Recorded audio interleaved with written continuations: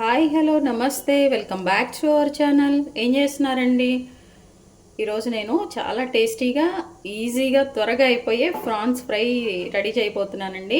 ఇది మనం లంచ్ బాక్సెస్కి పెట్టుకోవచ్చు. మన దేనికి ఎలా తినేసిన అద్దరిపోయేది రెడీ చేయబోతున్నాను. ఆలస్యం ఎందుకు, ఇంకా వచ్చేసేయండి. ఫస్ట్ మనము ఫ్రాన్స్ని ఎట్లా క్లీన్ చేసుకోవాలో ఒకసారి చూద్దామండి. ఇదిగో నేను ఇక్కడ ఈ ఫ్రాన్స్లో వెయిన్ కూడా తీయించానండి. అక్కడ వెనక ఇది బ్లాక్ కలర్ది ఉంటుంది కదా, అది షాప్లోనే నేను తీయించేసాను. ఉప్పు, కొంచెం పసుపు కూడా యాడ్ చేసుకోవాలండి. పసుపు వేసుకొని మనము ఒక 5 నుంచి 6 సార్లు మంచిగా వాష్ చేసుకోవాలి. అందులో ఉన్న నీచు వాసన అంతా కూడా వెళ్ళిపోతుంది అన్నమాట.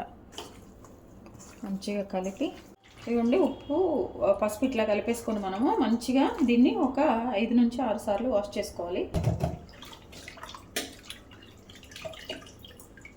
ఇదిగోండి, మనం శుభ్రంగా వాష్ చేసుకున్న ఫ్రాన్స్ అండి. మంచి క్లీన్ అయిపోయినాయి. వీటిని మనము పక్కన పెట్టేసుకున్నాం. ఫ్రాన్స్ ఫ్రై చేయబోతున్నాను. ఒకసారి చేసుకున్నారంటే మీరు మళ్ళీ మళ్ళీ చేసుకుంటారు. చాలా టేస్టీగా చేయబోతున్నానండి.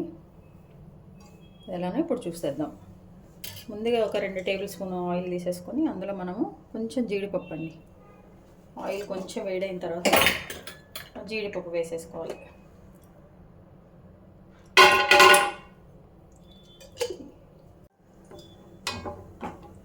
కొంచెం ఈ జీడిపప్పు కొంచెం లైట్గా కలర్ చేంజ్ అయ్యే విధంగా ఆయిల్లోనే కాదండి, లేదంటే ఒక టేబుల్ స్పూన్ నెయ్యి ఉంటే నెయ్యి వేసేసుకొని కూడా మనం చక్కగా జీడిపప్పుని మనం మంచిగా వేయించేసుకుంటే బాగుంటుంది. మరీ మాడకుండా కొంచెం మనం తినేటప్పుడు కొంచెం మంచి టేస్ట్ వచ్చే విధంగా అండి. వీటిని మనము ఒక చిన్న బౌల్లో పక్కన పెట్టేసుకుందాం. ఈ ఫ్రాన్స్ ఫ్రైకి జీడిపప్పు కూడా మంచి టేస్ట్ వస్తుందండి. పిల్లలు కూడా చక్కగా తినేస్తారు. ఇప్పుడు ఇందులో మనము కొంచెం ఆనియన్స్ అండి,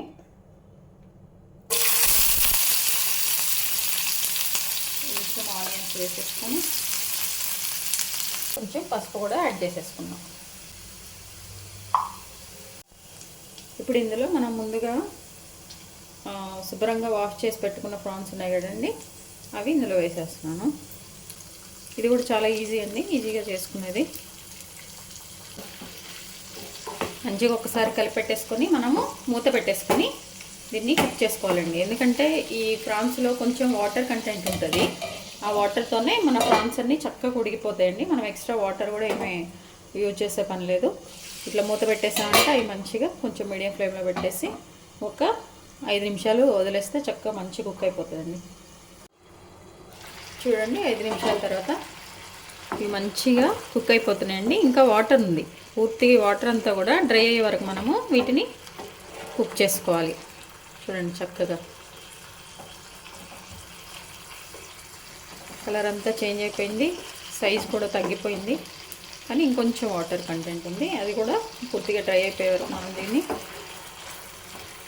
మీడియం ఫ్లేమ్లో పెట్టేసుకొని కుక్ చేసుకోవాలి. ఈ ఆయిల్ అంతా బయటకు వచ్చేసాక మనము కొంచెం కారం అండి, ఎంతైతే అంత. ఈ కారం చాలా రెడ్గా ఉంటుంది. అలాగే సాల్ట్ ఒక హాఫ్ టేబుల్ స్పూన్ అండి, అంతే సరిపోతుంది. లేకపోతే మళ్ళీ మనం ఒకసారి చెక్ చేసుకోవచ్చు. ఇప్పుడు ఐ ఫ్లేమ్లో పెట్టేసుకొని దీన్ని మంచిగా వేయించేసుకోవాలండి. ఇప్పుడు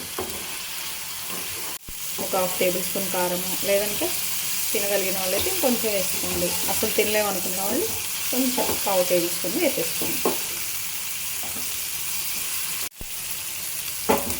ఇదేంటంటే గట్టిగా ఉండదండి, ముక్కంతా కూడా మంచిగా కుక్ అయిపోతుంది.